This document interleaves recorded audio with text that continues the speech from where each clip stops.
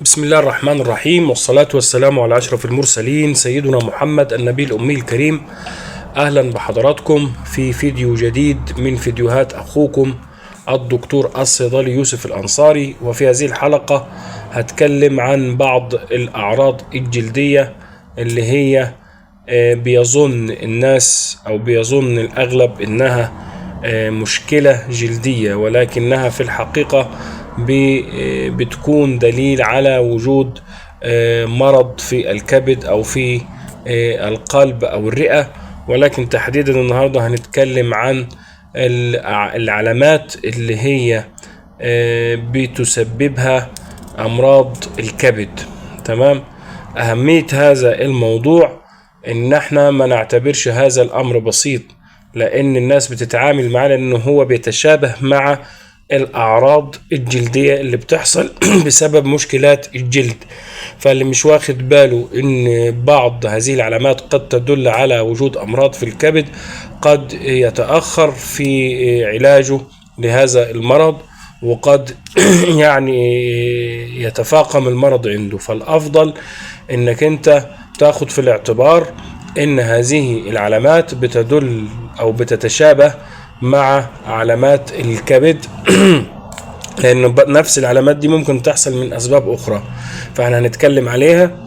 وهنتكلم أيضا على مين الشخص اللي هو برضو لو ظهرت عنده العلامات يكون أقرب لأنها تكون بسبب أمراض الكبد وليس بسبب الجلد. يعني لو أنت إيه اللي عندك بالظبط وظهرت كمان عليك هذه الأعراض لازم تنتبه جيدا. يبقى إذن لازم نعرف أن هذه العلامات بتتشابه مع أمراض جلدية، بتتشابه أيضا مع أعراض أو أمراض الكبد أو أمراض الكبد. تمام. أيضا في أشخاص ما ينفعش يأخروا الموضوع لو ظهرت عندهم هذه العلامات، لأن العلامات دي زي منحة من الله عز وجل، بيقول لك اسرع في علاج الكبد اللي تسبب في هذه العلامات. لأن العلامات دي لما بنشوفها بنشعر انها ليها علاقة بالجلد او بمشكلات الجلد فقط.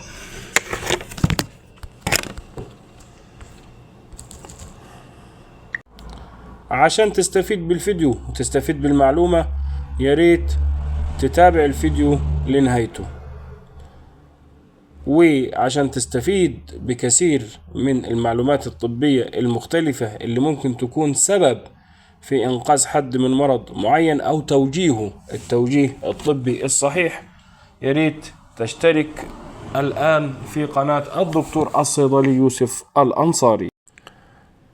وعشان حضرتك تستفيد أكثر قسمت لك الرسالة بتاعت الفيديو لرسالتين مهمين أو هدفين مهمين. الهدف الأول إنك أنت تعرف العلامات دي بصفة عامة، اللي هي العلامات اللي بتظهر على الجلد، وبعض الناس بيفتكروا إنها بسبب مشكلة جلدية أو مشكلة بسيطة وحلها بكريم موضعي.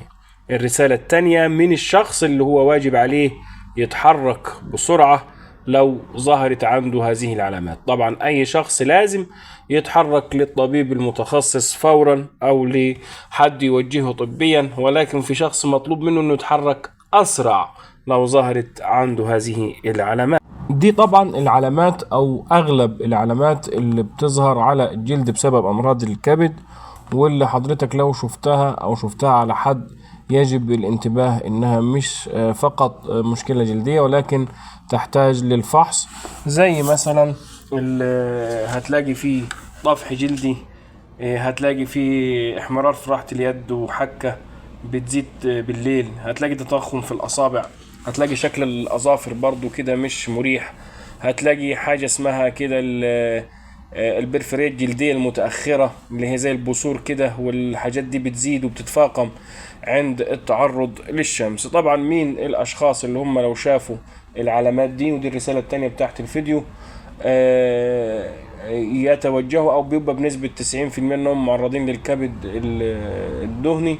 وطبعا في جميع الحالات المفروض الانسان ما يعالجش نفسه بنفسه، لكن يذهب للمتخصص ويتأكد ان مفيش حاجة خطيرة، ما يستبسطش الموضوع، وفي نفس الوقت توكل على الله، يعني ما يهولش. هو الكلام الفيديو رسالته عشان تحافظ بس على نفسك، عشان في حاجات الناس تتخيل انها هي بسيطة وهي على عكس كده.